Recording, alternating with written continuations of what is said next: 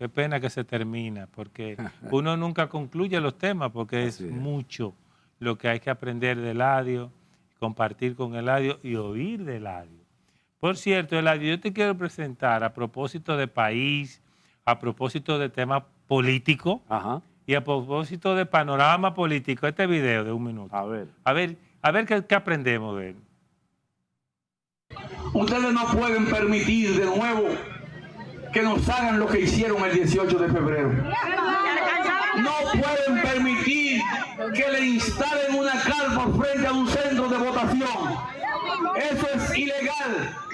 Y la primera carpa que construyen frente a un centro de votación, tienen que destruirla de inmediato.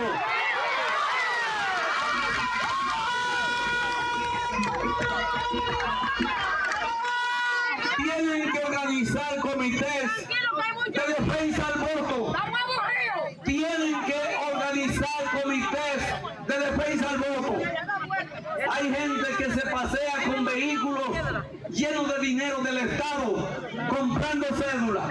Ustedes quedan en libertad de establecer el método que sea para impedir que esas personas sigan comprando cédulas aquí en el municipio de La Guajira. Ustedes quedan en libertad de hacer lo que sea con tal de prohibirle ese paso. ¿Cómo podemos interpretar lo que ese señor acaba de decir, que yo le tengo mucho cariño en lo personal, pero fue político de historia, ¿no? Presidente 2 veces por 2 periodos, presidente de uno de los partidos, independientemente de cuántos queden, principales del país. Líder. Estratega de Leonel. Explícame, por favor, Eladio, mira, ¿cómo entendemos eso? Políticamente hablando. Yo pienso que eso es una provocación peligrosa. Es peligrosa, ¿no? Es totalmente peligrosa porque le está diciendo a esa gente que está ahí, empiece la anarquía y no pierdan, porque si perdemos es por la trampa del otro. Y te habla de dinero, de camionetas llenas de dinero. Pero ese micrófono que tenía él, el espacio y la gasolina que él gastó para llegar ahí donde está. En Neiva. En Neiva, es el producto de nuestros bolsillos. Es el pueblo que le paga a estos políticos para que en todo este proceso anden por todas partes, consumiéndolo todo sin saber de dónde viene. O sea, todos estos políticos sinvergüenza, irresponsables, que dicen que el gobierno está utilizando los recursos del Estado, pero ¿y tú qué estás usando? ¿Lo tuyo qué es? También son los recursos de cada uno de nosotros. Alrededor de 5.000 millones de pesos le dio la Junta Central Electoral y el 80% es de PRM, PLD y Fuerza del Pueblo. O sea, el 80%. O sea, y tú me estás hablando a mí de dinero. La secretaria de todos los locales, de toda esa gente, los teléfonos, la energía eléctrica, quien limpia, todo eso lo pagamos nosotros a cambio de nada, a cambio de que nos manden. Entonces, cuando tú escuchas a estos políticos provocadores, uno no puede quedarse pasivo frente a discursos provocadores, frente a discursos que distorsionan la realidad. Plantéame la realidad desde toda óptica, desde todo momento, pero no lo plantea en función de uno o en función del otro. Y va ante una horda enardecida. Total. O sea, ahí hubo una que dijo, estamos hartos. ¿Entiendes? Es que estamos hartos, con un idioma... Sí, pero estamos hartos en 4 años, pero no estábamos hartos en los 20. Entonces, ¿qué pudiera pasar con esa? Porque acuérdate que él lo está diciendo en un grupo de su partido, en Neiva, pero está publicado ya. Sí. Eso anda recorriendo el mundo. Y él tiene por norma visitar provincias. O sea, que él va a seguir haciendo eso mismo. Sí, ¿Debería la Junta Central hablar con él? Eso es incitar a una población de manera inadecuada frente a un acontecimiento que te dice, yo estoy perdiendo y tengo que hacer un lío. Eso es muy dominicano, ¿eh? Sí. Esa reacción es muy Y dominicana. más político. Y más político. Voy al un rebú. Sí, a ver qué queda. Aquí no va a ganar nadie. En mal revuelto, ganancia de pecadores. Definitivamente. Sí. Entonces, ese es el discurso de ese señor con relación a ese momento, en ese lugar. Porque, Escalante, no tenemos consecuencias. No tenemos. Aquí no hay consecuencia para nada. No hay un solo preso de todo el dinero que se llevaron. Y Pero entonces, mira, de por repente, ejemplo, yo no tengo nada contra los Foques, por ejemplo. Pero a los Foques enseñó su voto para decir que votó por la hija de Hipólito. Y no pasó nada. Ni siquiera una amonestación. Bueno, porque también, Escalante, ahí hay que ver lo siguiente. O sea, el voto es libre, no es obligado. No. Aquí en República Dominicana el voto no es obligado, tú votas si tú quieres. Entonces, mira por quién yo voté. Pero y en las urnas, cuando tú sales de las urnas, no te preguntan por quién votaste. Es más o menos lo mismo. O sea que aquí no hay consecuencia absolutamente para nada. Solo hay consecuencia para los antisociales pobres. El del motorcito que te roba la cartera, para eso, si hay que darle 2 tiros, le dan. Pero los cuellos blancos, los que han defalcado al país, esos están en sus hogares, tomando champán y viendo Netflix y viendo películas muy buenas. Entonces, ¿dónde nosotros podemos ver la equidad en todo esto? Pero él, en este caso, volviendo a ese señor, lo único que está haciendo es instigando y nadie le ha llamado la atención. Eso es lo que es increíble. Nadie le llamó la atención. La Junta debería intervenir, ¿no? Definitivamente que Porque sí. eso... O sea, yo he estado viendo a unos pregoneros de la oposición reclamándole a la Junta. Pero ¿y por qué no le reclaman eso también? Eso es instigación a una población que a veces simplemente es un fósforo que tiene que prender. Fósforo. Entonces, eso creo que es incorrecto, no debió ser y debió haber tenido consecuencias.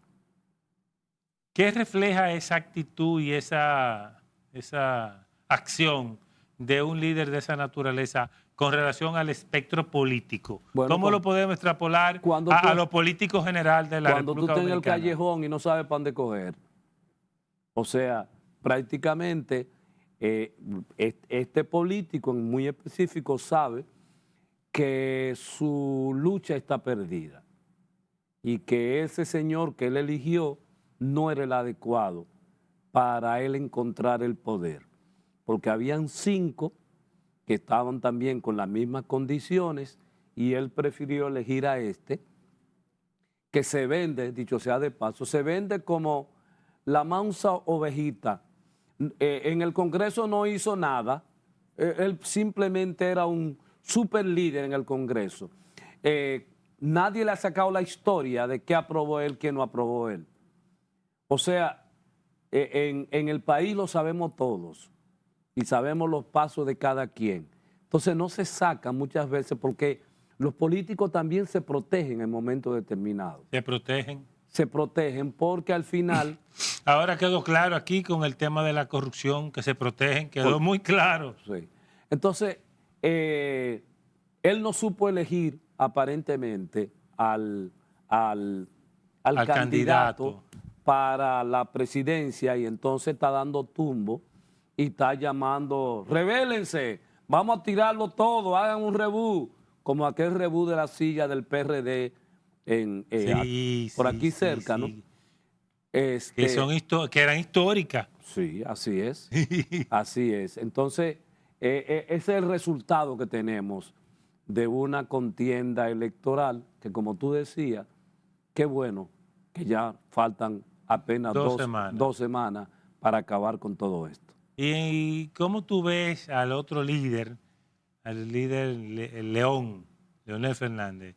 ¿Cómo tú lo ves? ¿Cómo tú lo definirías en este momento? Ya está en la jaula. ¿En la jaula? Sí, ya está en la jaula. Es un león enjaulado. Enjaulado. Ok. enjaulado. Entonces, ¿qué está haciendo él como enjaulado? Está haciendo lo que todo padre quisiera hacer con sus hijos. Vete, mi hijo, mira a ver qué tú encuentras, mira a ver qué tú haces. Entonces, casi todos estos políticos han estado sacando a sus hijos para que sigan la trayectoria histórica de cada uno de ellos. Por favor. Yo a veces me digo, yo que trabajo con jóvenes, pero ¿y dónde están los jóvenes dominicanos que no puedan sustituir a estos seres que se han mantenido en el poder por más de 60 años?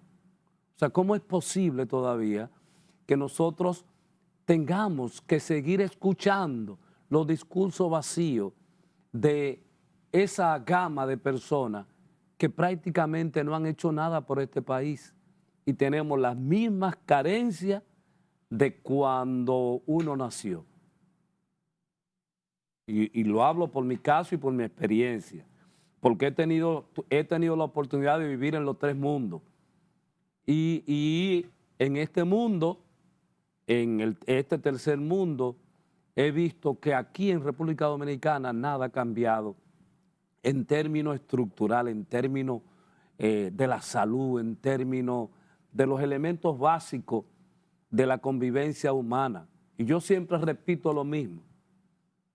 Todavía nosotros somos uno de los últimos países en América Latina que tenemos la esperanza de vida más baja, 74 años, mientras paisitos ridículos, perdón con la expresión, como Nicaragua, Guatemala, tienen la esperanza de vida más alta que la de nosotros. Y nosotros somos supuestamente un pueblo que ha estado creciendo económicamente por los últimos 50 y pico de años. O sea, ¿dónde se ha ido la riqueza? ¿Cuáles han sido las soluciones que tú has visto históricas de los países como los nuestros que hayan avanzado? ¿Han empeorado, han avanzado? Se han quedado estáticos. Y entonces el logro es que tenemos un pueblo conservador, sin expectativa de cambio real, sino reformismo en determinados acontecimientos. Y según me convenga a mí. Punto.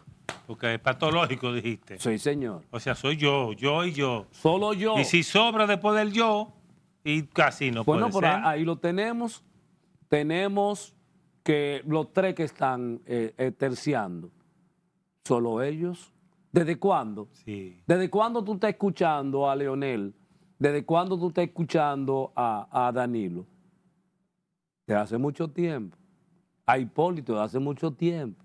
Y hasta Luis. Y Luis hace mucho tiempo. Todo lo que fue presidente ahora. Pero siempre estuvo terciando. Aquí yo veo que los que deberían solucionar el problema se solucionan su problema. No. Y se quedan ahí montados y haciendo bulto, allá antimovimiento, como dicen los muchachos, y sin importarles realmente el pueblo. No le importa absolutamente nada. Porque también los políticos que manejan el poder, porque el poder embriaga, el poder enloquece. Y el poder te hace ver la realidad totalmente diferente. Y el poder, con gente a tu alrededor que te dice, mire, usted lo está haciendo bien. Mire, eso, aquí nunca se había hecho eso. Lo que nosotros llamamos también limpiasaco, lambones. Todo ese tipo de personas que se favorece, obviamente, es gente que se favorece, te hacen crecer tu ego de tal manera que tu visión es totalmente diferente. Yo he construido este país y yo he hecho lo que nadie ha podido hacer. Bueno. Eladio, hemos llegado al final. Gracias por venir. Espero que vuelvas pronto. Que esta sea la parte 1 de varios Conexión Global RD de futuro, sobre todo después de las elecciones, porque tenemos que seguir hablando de eso. A ver si cae en algún lado. Y yo entiendo que la salvación en la República Dominicana hasta ahora es individual y es de esas cosas que la suerte, como la gente le llama. A veces hay suerte, tropieza con algo que le cambia la vida. Definitivamente que sí. Así puede ser una visión de la realidad. Nos vemos la próxima semana. Gracias por acompañarme.